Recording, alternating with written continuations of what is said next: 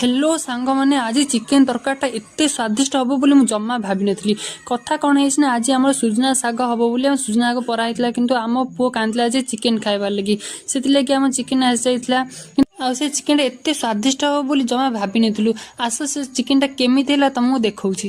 प्रथम गरम तेल रे फास्ट आम तेजपत्र तार फुटण तापर जीरा तापर हल्दी गुंड तापर बाटी रखिया बाटण पकईदे पकई सारापर आम दबा काश्मीर लंका गुंड तापर दबा